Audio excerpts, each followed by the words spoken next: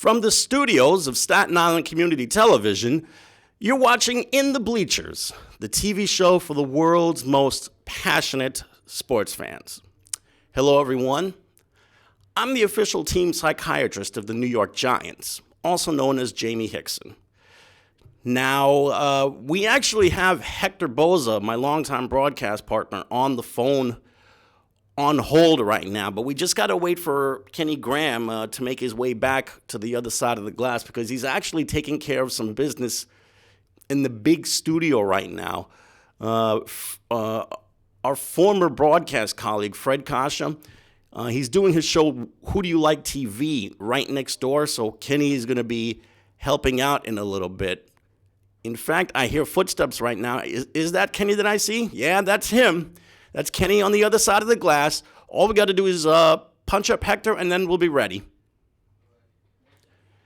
Well, in the meantime, we're very happy that you could join us. So we just want to let you know that all of our episodes are now on Facebook and YouTube and Twitter.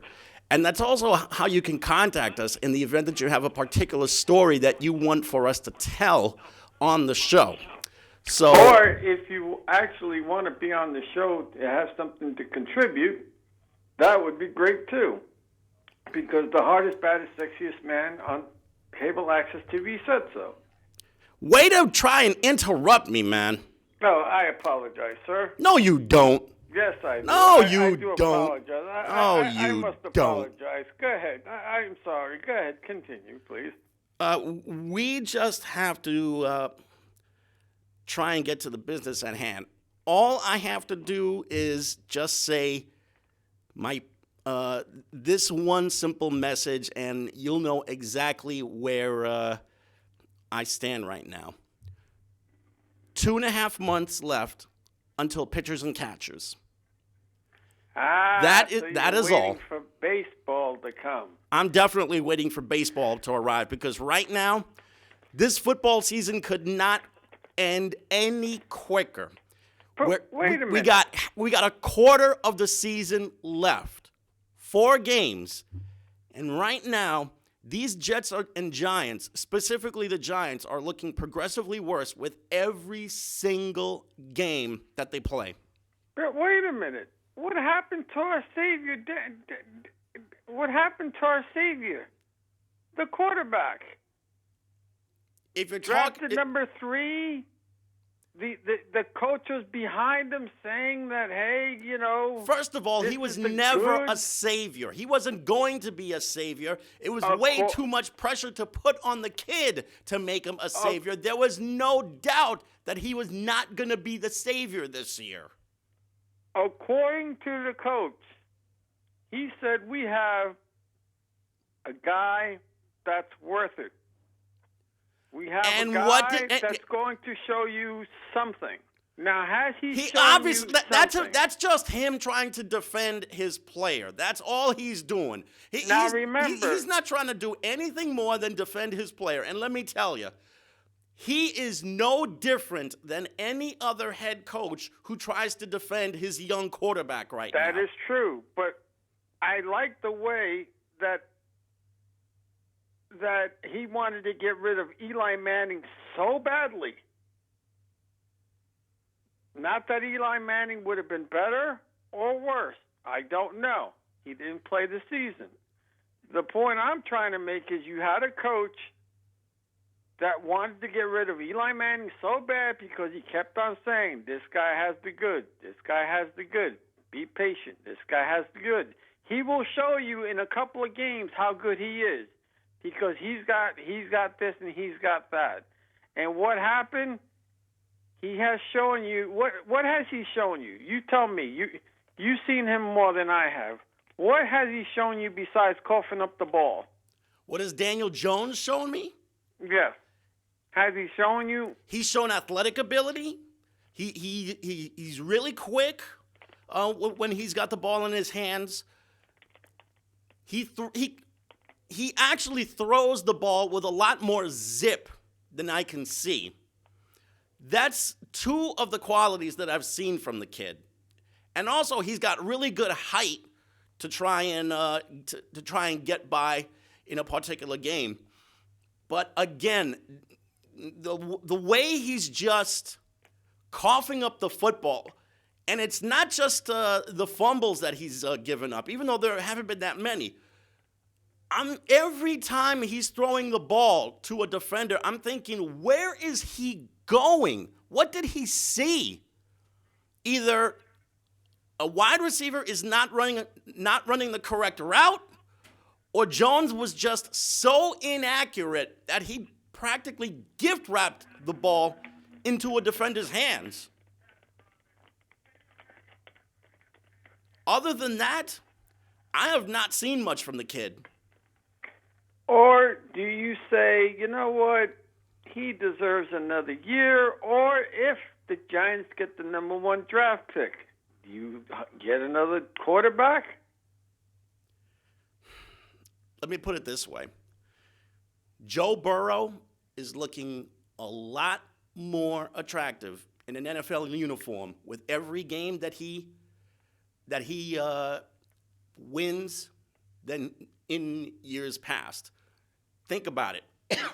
Joe Burrow played 10 games in 3 years at Ohio State. He graduates and enrolls at LSU for graduate school. He has played 25 games, and he has won 22 games so far.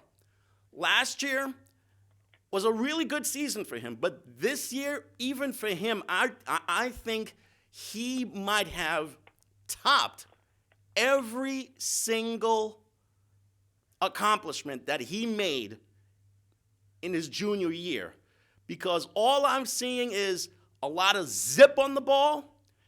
I'm seeing him showing pinpoint accuracy with every single receiver that he's working with. And he's commanding that huddle and that sideline so much more this year than he probably did last year when he won 10 games and helped LSU win their bowl game. And now this year, he's this close to a Southeastern Conference title and possibly a national title. Now, is that gonna translate to the pros? We're just gonna have to wait and see. But all I know is Joe Burrow is looking a lot more like a seasoned pro than a guy who's playing at LSU right now. But didn't the other guy command respect from his teammates too, because he did the same thing as the guy you're talking about now? And who are you speaking of? Daniel Jones. No. Not even close. If anything, he's probably gotten a little bit less of a ringing endorsement from his O-line and probably from his receivers than in games past. And that's another thing. Half of this is not even his fault. The other half has to do with an offensive line that has zero clue how to pick up an assignment on how to block a defender. And who have been the culprits in this? Nate Solder has been one. John Halapio, who was a kid that had a lot of promise coming out of UTEP. Will Hernandez, another kid who showed a lot of promise when he came out of Florida. All three of those guys right now have been the weak links on that offensive line. So if you want to say, is Daniel Jones partly to blame? He's partly to blame. But the other part has a lot to do with that offensive line. In fact, I would say a third of it is the quarterback. The other third is the offensive line. The other third is the entire defense, which has no suspicion on how to cover a receiver, a running back, a tight end, how to spy on a quarterback. They have done absolutely nothing to try and defend their territory this season. I mean, you would have thought that Giants, so are they going to go back to square one and get rid of the coach again? And then what do you think is their plan now? except that they both failed and start getting another coach again, or go, let's wait until next year. Let's get the coach for next year. He'll have the same quarterback, and then if he does well, he becomes a brain trust. And if he does bad, then you ought to get another coach who swears up and down that he's just as good. You know, he's a good quarterback coach, and he could actually train this guy. Or do you pass up and get another number one quarterback again, instead of trying to fix your front line or defensive line? Do you want my honest opinion, or do you No, want to I hear... want to lie. What do you think? Of course I want your honest opinion. You Well, always if you talk want honestly. if you want me to hear a lie, I would tell you that maybe the Giants can make a trade for Lamar Jackson or Patrick Mahomes. But no, none of that is going to happen. And another thing, years past, the Jets and Giants had ample opportunity to draft a really good, serviceable quarterback. And they have let guys like Patrick Mahomes, like Lamar Jackson, like Josh Allen, and so many others fall by the wayside. And what's going on now? Patrick Mahomes is already an MVP with 50 touchdowns in his second season. Lamar Jackson is this close to winning a second straight Central Division title, and he's being mentioned for the NFL's Most Valuable Player award. Josh Allen has the Bills with 9 wins this season after a very disappointing rookie season. I would like to think that maybe Daniel Jones could follow suit the way Josh Allen did with the Bills. He was the guy for Buffalo. He was a disappointment last year. But what happened over the offseason? He made a whole bunch of different corrections and mechanical adjustments. And what's he doing now? He actually has the Bills within one game of the AFC rather, Eastern Division lead. And the Bills still have to play the Patriots coming up. And all of a sudden, the Patriots have looked really, really vulnerable. Tom Brady looks every bit his 42 years of age. The defense looks suddenly penetrable. And I haven't seen them not once try and use their running game a little bit more than they're supposed to. So if you were to ask me, what should the Giants do? Pat Sherman never should have been made the head coach in the first place. He's got to go. Now, if you want to find a diamond in the rough to be a possible successor,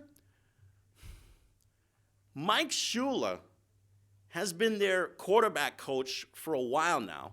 Why not make Mike Shula the successor to Pat Shermer as the head coach?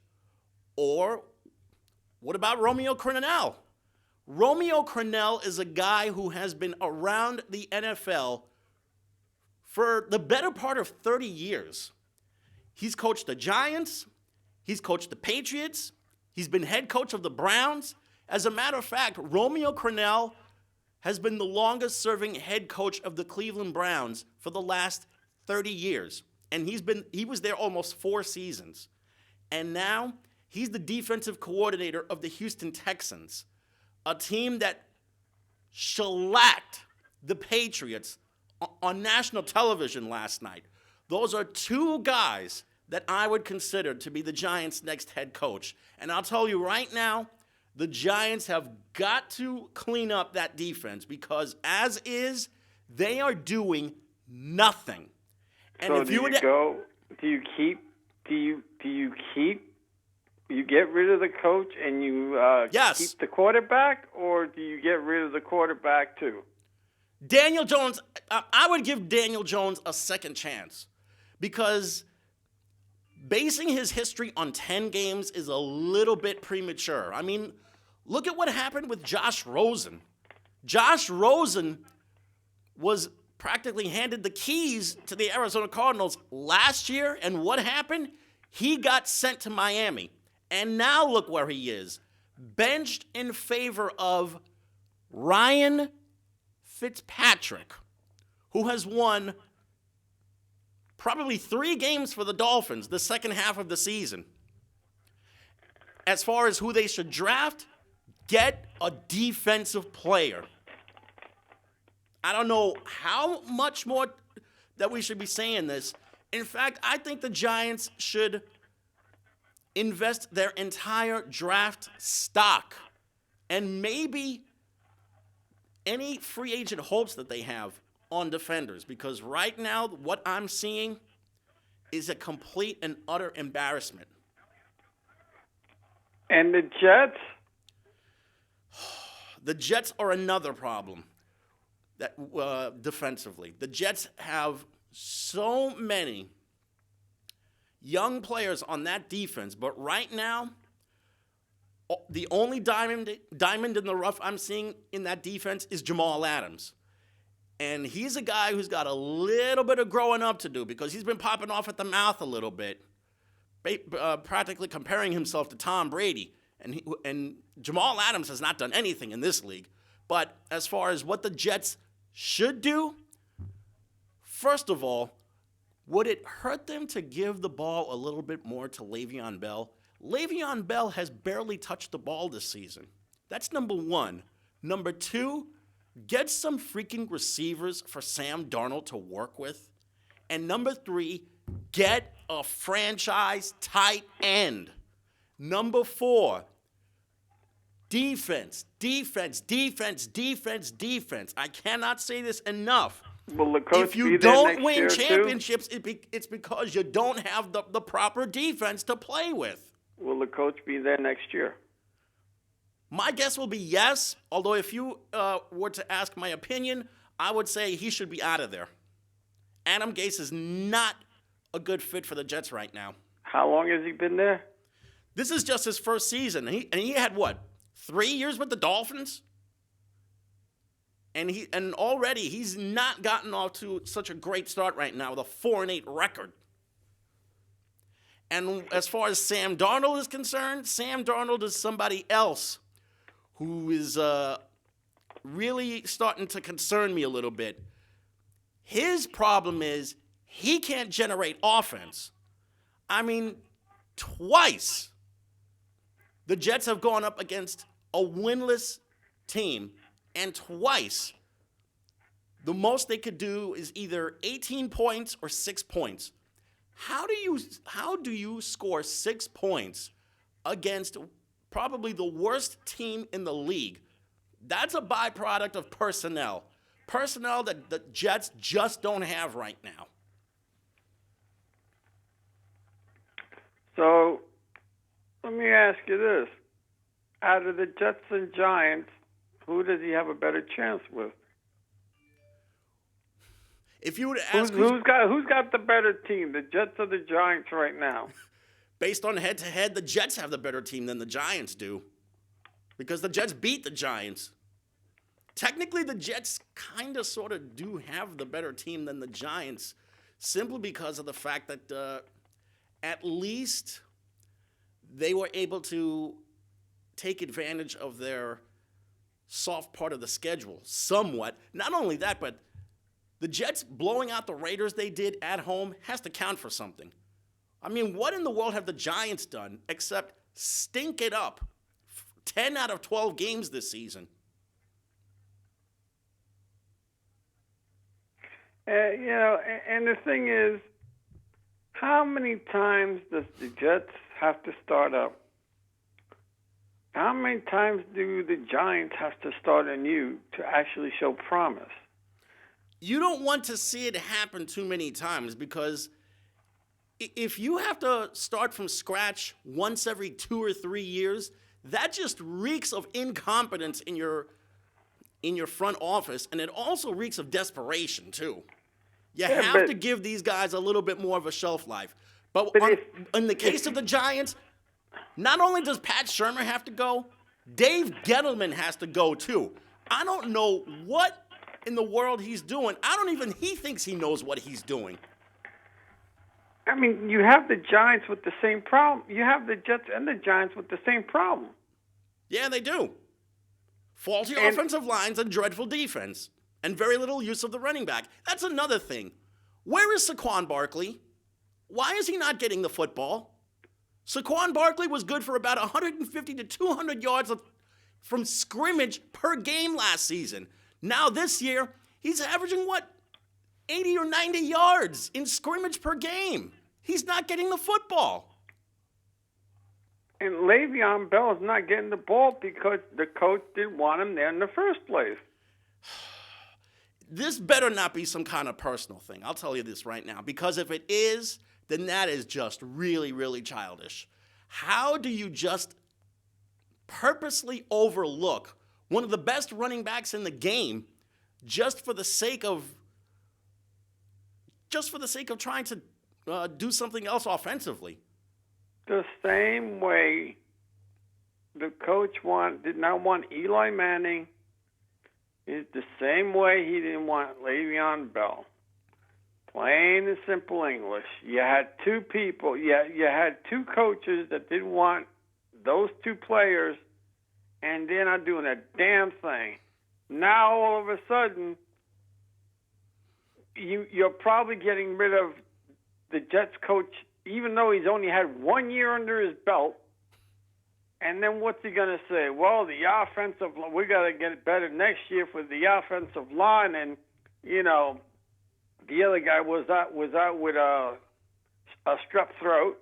Yeah. I mean, mononucleosis. So they're going to blame that one. Mm-hmm. But as you're pointing out, where's he going to throw it to? Where's the defense? On both sides of the court. So that's my whole point. Yeah. Tom Brady showing his age finally. Mm-hmm. Who knows what's going to happen there? What's going to happen with Brady? Well, yeah. he still wants to keep playing. He said he wants to play until he's 45 years of age. But the way he's been taking a pounding lately, and the way he's been frighteningly inaccurate and not taking care of the football, I think there might be a little bit of soul searching for those guys to do. Now, have they changed any? Did the front line change? Did the defense get older? What happened? I think there might have been a couple of there were a few guys on the Patriots that were hurt. If I'm not mistaken, I think they had almost double-figure amount of guys that were on the injured list, or day-to-day, if you will. So that might have something to do with it. The other point might be, after seeing what Tom Brady did against the Patriots last night, and also the way he had his head handed to him by the Ravens, that Patriot defense looked a little bit vulnerable last night. Their problem is they may not have much of a good time going up against quarterbacks that make plays with their feet. If they go up against a guy who's got some athleticism to him, the Patriots are going to have problems. I will tell you right now. And twice they've gone up against guys with real quickness. Patrick Mahomes and Lamar Jackson. Both of them have youth on their side. So let's just see what happens if the Patriots go up against, let's say, somebody like, I don't know, maybe the Colts or the Titans or somebody else. I will guarantee you that none of those teams will give the Patriots any kind of trouble. Well, let me ask you this. In 5 minutes or less, how did the rest of the league do? How did the rest of the league do? Yes. Well, let's see. The best game of the day yesterday was Ravens 49ers. That by far was the cream of the crop of all the games that took place yesterday. And the Ravens won the game on the very last play on a field goal from Justin Tucker. Worst game of the day? Worst game of the day? Well, if you ask Patriot fans, that Patriot game against the Texans was really bad. I mean, the Texans, the score was not even that close. The Texans had a 19-point lead, but then they took their foot off the gas pedal a little bit and let the Patriots come back to make it a 6-point game. But if you were to ask me what the worst game of the day was, Dallas losing probably at Thanksgiving. My guess would probably be that Eagles versus Dolphins game. I mean, there were times when it looked really, really painful to watch yesterday. Even though it was a high-scoring game, it looked painful, especially if you're an Eagle fan, to see them get shredded by a Dolphins team that now has 3 wins the first quarter of the season. And you've had so many games. Mm-hmm. But And you mentioned the Thanksgiving Day games. The Bears at least have a little bit of a pulse left the last quarter of the season. But let's see what they can do against a real contender. Buffalo showed that they are definitely for real the way they went into Buffalo and beat the Cowboys on Turkey Night. And, of course, the Saints wound up being the first team to make the playoffs because they won the NFC South by beating the Falcons. Now the question is, who is the team that's going to come out of the NFC and go to the Super Bowl? Is it going to be New Orleans or is it going to be San Francisco? Right now, I take the team with the veteran quarterback and that lethal defense and a really dangerous running game anytime, and that's the Saints. I think the Saints come out of the NFC. As far as the AFC, the Patriots are not a guarantee anymore. I think the Patriots and the Ravens right now are the 2 best teams in the league. If there were a sleeper, it's definitely Buffalo. Buffalo is very good defensively, and Josh Allen has gotten so much better since his rookie year. Kansas City, I still think is dangerous, but the defense is killing them. There's a reason why they've lost 4 games this year. Pittsburgh, I still say is dangerous. Right now, those would be my teams to look at.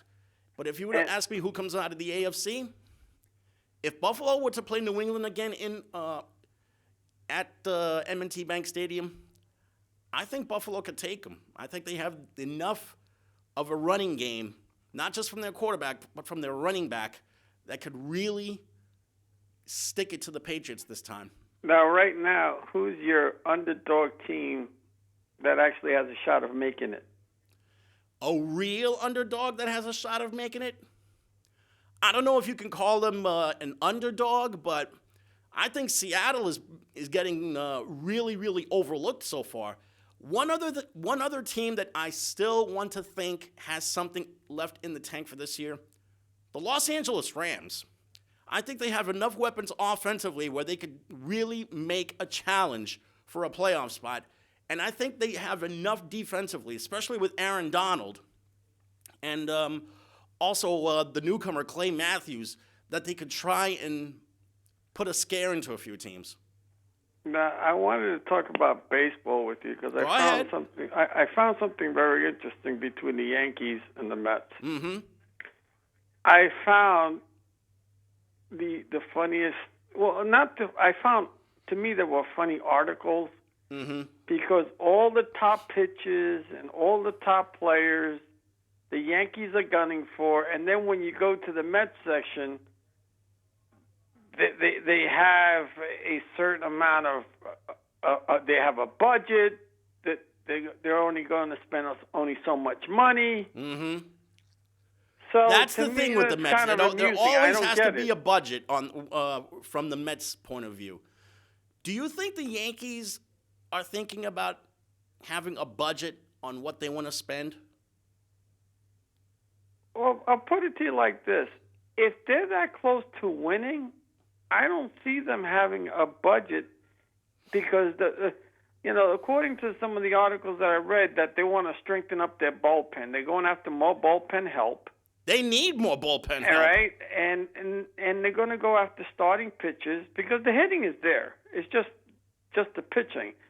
But, most of the major pitchers and all them other guys, everybody, even if they don't go to that team, let's say Madison Bumgarner goes to the Phillies because let's say, but the Yankees always have a shot at getting someone, whereas the Mets, you don't hear the Mets going, well, we're going to go after these guys themselves because they have a budget. You've seen, Yep. they want to go after a guy that's iffy. They may sign they may keep the hammer. Zach Wheeler is going to cost them $100 million for 5 years.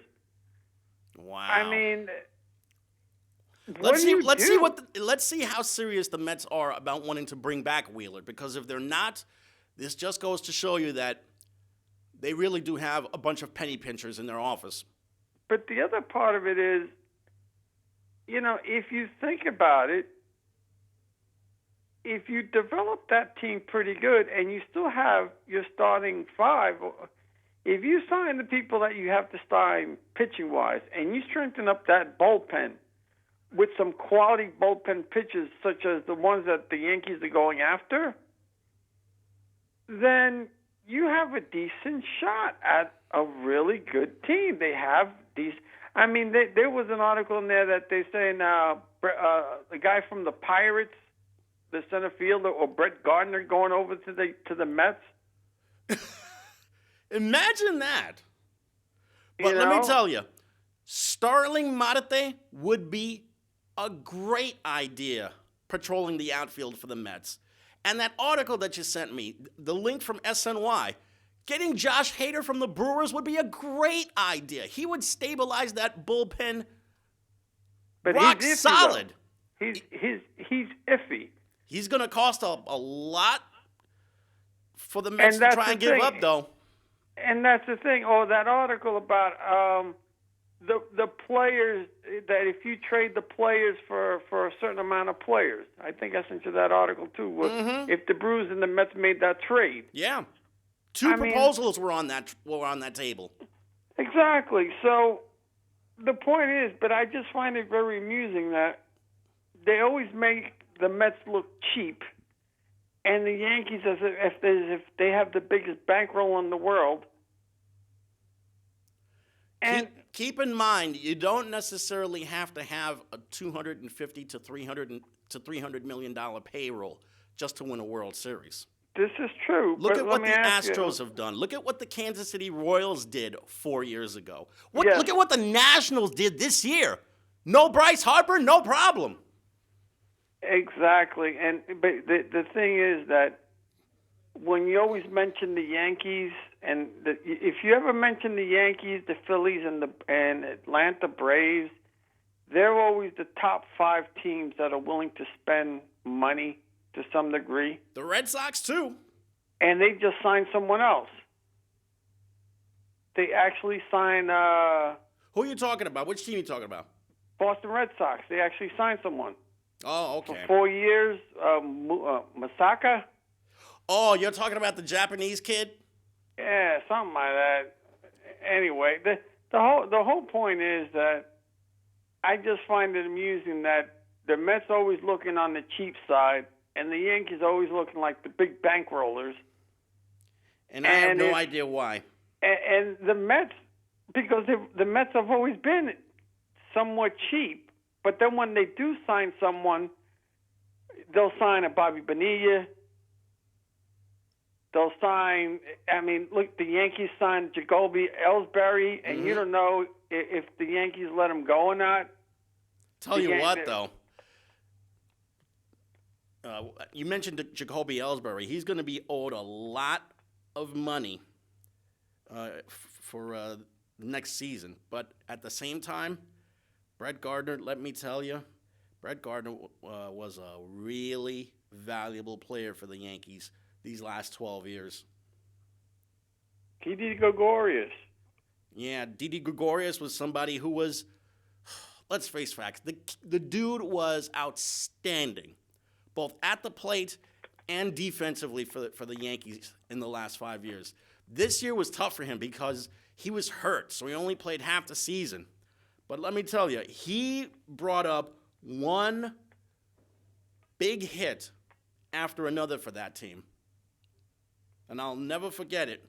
This is assuming that he's going to leave. There's no guarantee that he's going to be leaving anyway. But I will say this. If he does leave, don't be surprised if you see the kid that played second base for them last year get moved to shortstop.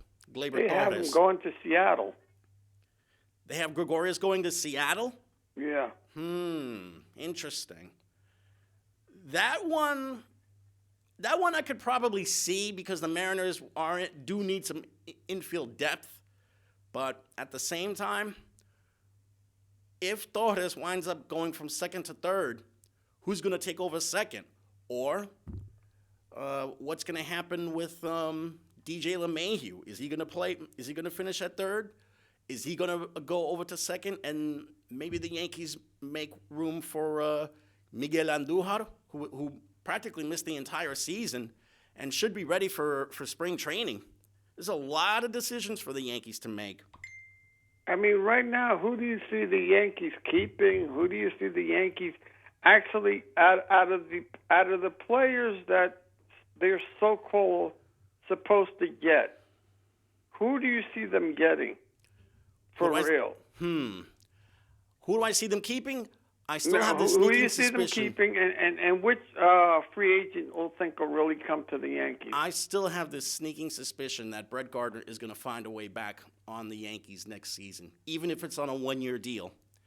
Who do the Yankees get as a free agent? Don't be surprised if you hear a lot of Zach Wheeler to the Yankees rumors taking place. Who the Yankees really want is Garrett Cole.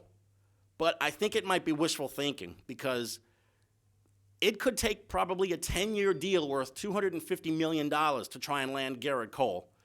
And the Anaheim Angels, they're no stranger to ridiculous contracts because they gave Albert Pujols a 10-year deal. So naturally, they would probably want to make the California homegrown product the ace on their staff and give him a 10-year deal. But don't be surprised if you see the Yankees try and make at least a slight push to get Garrett Cole. As far as who else I would see them getting, my guess is they would probably get themselves maybe one or two starters. I've heard that there's some rumors that maybe they'll trade Jay Happ to try and get a starter. And there's some other guys out there that are starting pitchers that are more than available. I mentioned Wheeler. I mentioned Cole. You mentioned Madison Bumgarner, who I think is also wishful thinking. Something tells me that Bumgarner is going to stay in the National League. I think he would probably be a really nice fit on the Atlanta Braves because the Braves have really built great pitching staffs in the past. I would see Bumgarner probably go to the St. Louis Cardinals, too. The St. Louis Cardinals have had a knack for taking pitchers who've approached the twilights of their careers and have turned them into something really, really important for a pennant race. Now, who do the Yankees get? Garrett Cole. I would love to see the Yankees get Garrett Cole. He would solidify their starting rotation immediately. Because there's an article here that says why Yankees must outbid everyone for Garrett Cole. Which is probably something that the Yankees do in excess anyway. No, they've been pretty good with their budget. I'm talking about years and years past, though. Oh, no, that was when the old Steinbrenner was there, but the new regime is not. The new regime is not like that because if you notice, they cut back on a lot until they started getting better. Once they started getting better, then they'll open up the pockets to see what they can get. Yep. You know, it's funny that we're talking deals here because they're going to have the winter meetings coming up real soon. Clint Frazier's on the trade block, too. Yeah, Clint Frazier is on the trade block because they don't feel that he's a good enough locker room influence to keep around for the future. It's a shame, too, because Clint's a really good hitter. And when he puts his head into it, he could be a really good defensive outfielder. But don't be surprised if you see him use this trade bait for a pitcher.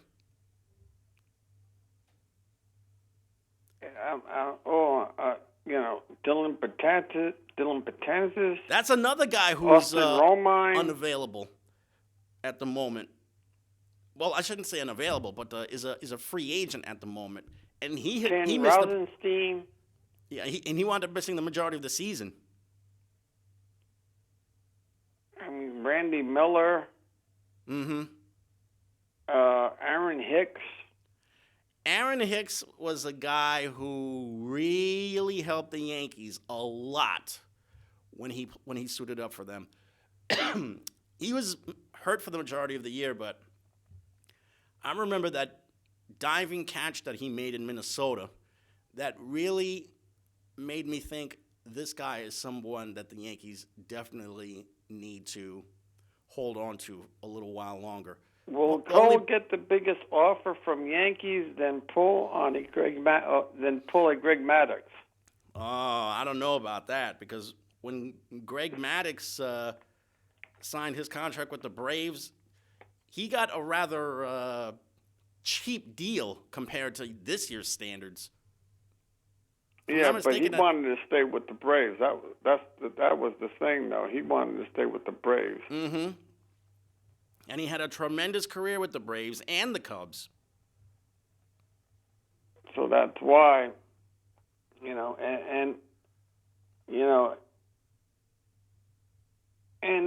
what's his name? A one-time Yankee, not Musina. What's that kid's name? He was supposed to be a big Hensley Muniz. Oh, Bam Bam Mullins? Yeah, Beltran wants to use him as a coach. Yeah. He never succeeded really much as a player. Bam Bam Mullins was probably one of the biggest prospects, highly touted prospects that the Yankees ever had. But when he suited up in pinstripes, he was barely a 200 hitter. Then he went to Japan, had some pretty good seasons in Japan. Then he came back to the States, and he became a very, very well-known and valuable hitting coach with the San Francisco Giants.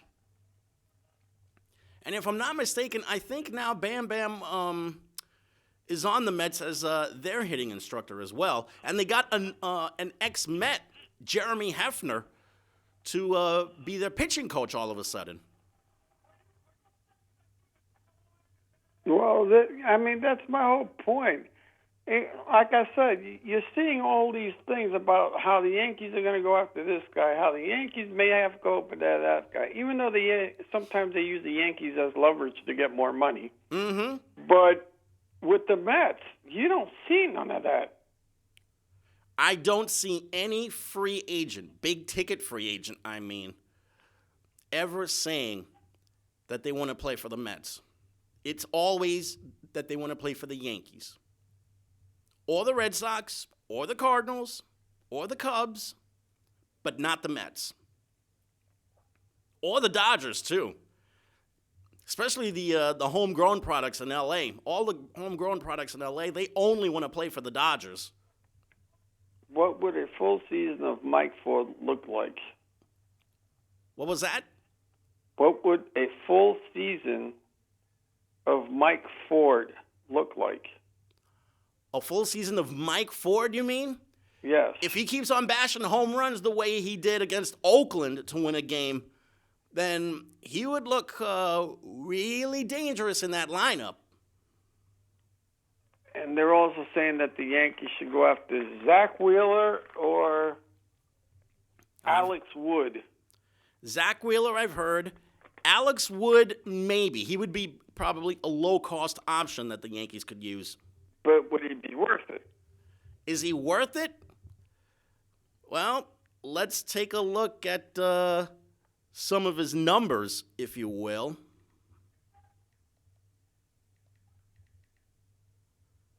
But that's the whole thing you got to worry about is just that will the Mets open up their pockets and go after the people that they're supposed to? Because let me ask you this: the way the Mets are built now, how close are they to winning? Not particularly close, unfortunately. I still think that they need to get a really strong bullpen in order to really, really make a challenge. By the way, to get back on your Alex Wood point, Alex Wood has had maybe one great season when he went 16 and 3 with the Dodgers a couple of years ago, and he was 9-7 with the Dodgers the year after, 7-6 with the Braves and Dodgers, 11-11 with the Braves. So he has a 53-43 record with a 3.4 ERA, and he's pitched 839 innings. He's not much of an innings eater, let's put it that way. And he also doesn't do well when it comes to strikeouts either. He's not a high strikeout guy. He's probably more of a ground ball or fly ball type pitcher. But if you want to get Alex Wood, I guess you could make him a fifth starter. Or Tim Hill. Which one? Tim Hill. Tim Hill? Yes. Their new lefty reliever, Tim Hill. You know, like I said, you got, and these are supposed here to he be is. decent players, and then when you go to the Mets website, you don't really see much of anything except who their new coaches are going to be. And for the record, Tim Hill practically just got here. 2 years with the Royals. He's been strictly a reliever. 116 games, 3-4 record, 4.11 ERA. And he is a southpaw. I would probably consider him just because you need more. You can never have enough lefties in your bullpen or your starting rotation for that matter. But you know that's what you got to worry about. Is just that because the Mets, when they won, they were a fun team last year. They showed that they actually have some spark. Yeah. If they can get one or two good other players and if they could do something, solidify the bullpen. Yeah. They actually got a fun team that. The last month of the season, they really brought everything together. They were competitive. They were winning games in the clutch. They were getting big home runs in the clutch to win games. I just wish that we could see that each out of the 6 months of the year instead of in only September.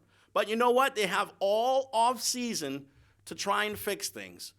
Let's see what they do with their budget, where they can try and reconstruct that bullpen. Well, you know, you got all that coming back and forth, and what is it, 6 weeks? I mean, they're already talking hot stove baseball. It's funny when your team is losing, when the football teams are losing very badly, you're always waiting for baseball to come. Yep. That's how it is in this city. When your basketball teams are losing horribly, man, baseball is just around the corner. And then when spring comes, I mean, when close to October comes, oh, damn, football, we need football. Yeah. We need football again. Yeah, football. But I just find it amusing. And then, you know, going towards the you know, from bad probably to worse, the Nets and the Knicks. Oh, brother. The Nets I'm extremely furious about because at least they had a 7-point lead with less than 2 minutes to go, and they completely went belly up. The Heat scored 10 straight, and the Heat wound up winning in Brooklyn. The Knicks, we know they had no chance. Now they've lost 15 out of their first 19, and they're getting progressively worse with every single performance that they put on the court. I don't know if I should even continue with this, because to be quite honest with you, I'm just going to be repeating myself every single time. Now, the Knicks are terrible. The Nets could do better. Right now, the Nets are just a 500 team. There's nothing to be excited about regarding a 500 team. I do have a question for you on that. Yeah? The Knicks have lost by 1 point, right? Last night they lost by 3. Right, but does that mean that they're a competitive team if they lost by that much? Or does that mean that they're actually showing you something? Neither. It means that they had a golden opportunity to win and they just self-destructed. Because you know how they say sometimes that losing teams that lose by 1 point or 2 points, that means that the team's actually decent, that they're actually showing that they got moxie because they actually stood there in the game. Mm-hmm. So does that mean that the Knicks are actually showing some competitiveness, or that they just can't finish? That's exactly it. They're being competitive in a few of these games. For example, the many times that they've had double-digit leads, where was the defense? Where was that closer's mentality? Nowhere. And what happened? The opponents came from behind to get the victory. That team has zero clue how to finish a ball game. I don't see one single guy taking charge among that group to try and lead a team to victory by either making a big shot or making a big defensive play or showing some kind of intangibles there. That's why I get mad at the Knicks for signing a guy like Julius Randle to a deal that shows that he's the guy, but right now he's not really proven that he's the guy, in spite of his numbers. But again, like I said, does that mean that the Knicks actually, because they've lost by a point or two, that means that they're actually showing some moxie and they're going, you know what? If they actually play together a little better, that they could actually be better than what they are? Or is it just that they just really that bad? It's a combination of things. They are that bad. They can't finish. Two other problems are, not only can they not shoot the three, they can't even make free throws to save their lives. I mean, look at what happened yesterday. They were 24 of 35 from the foul line. You know how valuable those points are in a particular game? Yes. See, that's why I look at the great ones like Shaq or Wilt Chamberlain, two guys who are horrendous free throw shooters. Do you realize what their averages could have been if they had made 80 to 90% of their free throws? They could have scored maybe 40 to 45,000 points. I could actually say this much. A friend of mine used to say, if you can't shoot overhand, shoot underhand like Rick Barry. Do you know how many free throws Rick Barry shot underhand, but because it all looks of them weird or girly? Yes, I said the word girly in the PT era. Yes. Well, you know what? Yeah, that girly free throw shooting made him a 90% free throw shooter. Exactly. There are a couple of guys that are using the underhanded style in the game, but most of them are using that in the college game, though. Yeah, exactly. And the Nets, they're supposed to be a little bit better but they changed their team chemistry too. Yeah, they did. Because they lost. But you would figure that the people that they got back were supposed to be just as good, and they're just doing just as bad. And you're hoping for what's his name to come back. You mean Kyrie Irving? Kyrie Irving and the other guy for next year, hoping to come back stronger than ever because Porzingis came back good, even though the Knicks beat the Dallas Mavericks, which was one big hope. And who's been the star of the Mavericks? Not Kristaps Porzingis. It's Luca Don Judge. You know what? But he's the second or third star on that team, which is fine. Which is exactly who the Mavericks needed. They needed that second or third star to complement Doncic right now. And and Doncic is tearing the league to pieces. Did you see what he did to the Lakers the other night? The Lakers got hammered by the Mavericks. 30 points, I think. If I'm not mistaken, I think Doncic had I know he almost had a triple-double. He was a rebound away from a triple-double.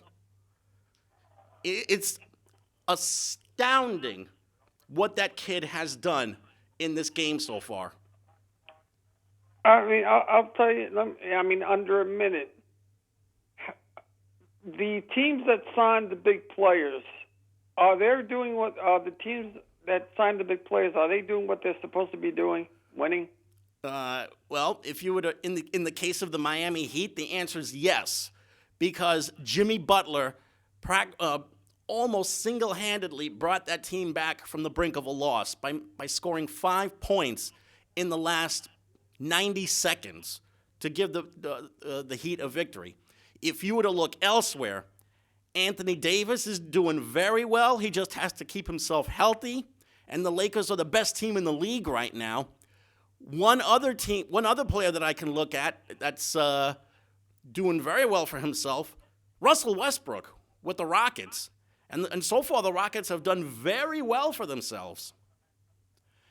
Now, if you were to look at the other guys, if you look at the guys out in the Western Conference, at least Mike Conley Jr. is showing a little something with the Utah Jazz after 12 years of practically anonymity in Memphis.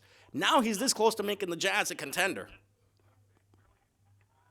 Because, it was always the big 1-2 punch, the big 1-2 punch. Mm-hmm.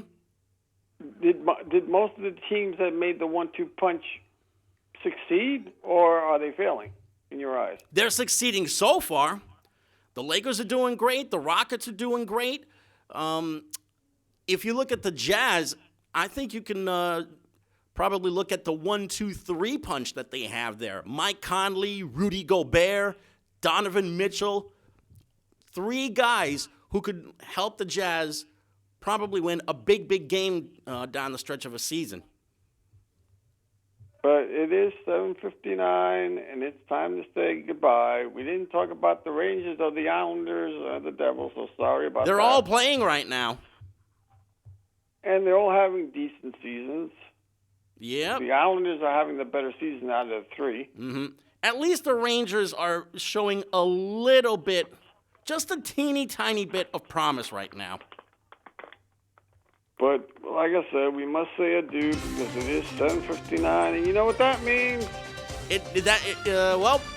It means it's time for me to say thanks to Kenny Graham on the other side of the glass, and thanks to you guys for watching at home. So for everyone here, I'm Jamie. I'm Hector. Good night, everyone. Night.